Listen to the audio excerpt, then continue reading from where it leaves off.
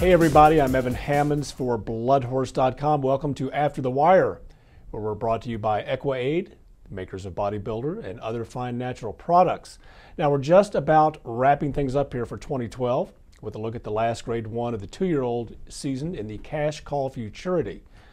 Shipping cross-country from trainer Todd Pletcher's base at Belmont Park, Black Rock Thoroughbred's Violence was made the 6-5 favorite for the Futurity, and for good reason.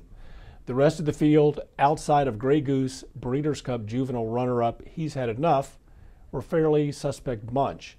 Violence, off a win in the 1-mile Nashua Stakes on Breeders' Cup Day in a crisp 1:35.1 for a mile, broke well from post 6 under Javi Castellano, and was in a little bit of a snug spot on a very short run to the first turn at Hollywood Park.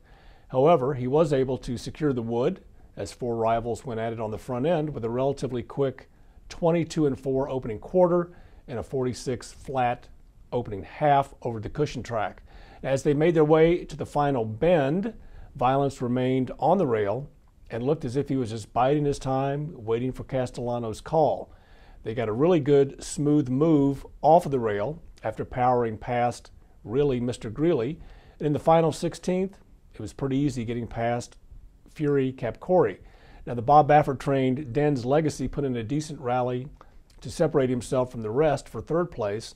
It was 5 1/4 lengths back to Oxbow in fourth. Now, the final 3/16 was run in a little more than 32 seconds. Not exactly a thrilling time, but the fact that he looked good doing it had us believing that he can move forward.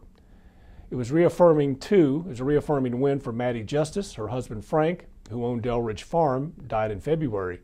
They bred the colt, a son of Medaglia d'Oro, who was a $600,000 Keeneland sale grad picked up last September for Stephen Marshall's Black Rock operation by bloodstock agents Nick Salusto and Housley Albina. Now, the CashCall Futurity, or Hollywood Futurity as it was back in the day prior to sponsorship, draws the curtain on the 2-year-old season. Its viability as a prognosticator for success at the following year's classics offers up a mixed bag. Hall of Famers Snow Chief, Best Pal, and AP Indy won the race back in the late 80s and early 90s. Real Quiet won the race in 97, and of course he came back to win the Derby and Preakness. Point Given won the race in 2000 and won the following year's Preakness and Belmont. Both were trained by Baffert. Lately, the Baffert-trained Pioneer of the Nile and Lookin' at Lucky won in 2008 and 2009 respectively, and they had great success later on. As for Violence, all we know is, again, he certainly has the look of a horse that will continue on. Going out on a winning note here, congratulations to the connections of Saginaw, winner of the Gravesend Handicap at the Big A, December 16th.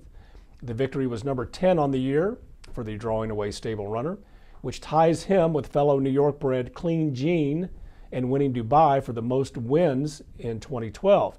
Now, Saginaw will likely get a chance at win number 11 on the day after Christmas in the Alex M. Robb Stakes at the Big A.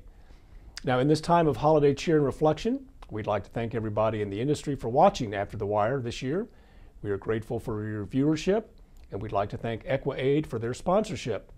Come back and see us after the new year, and we'll break down some of the best racing from Santa Anita, Gulfstream Park and Fairgrounds, and start to sort out the Triple Crown contenders for 2013. For Bloodhorse.com, I'm Evan Hammonds.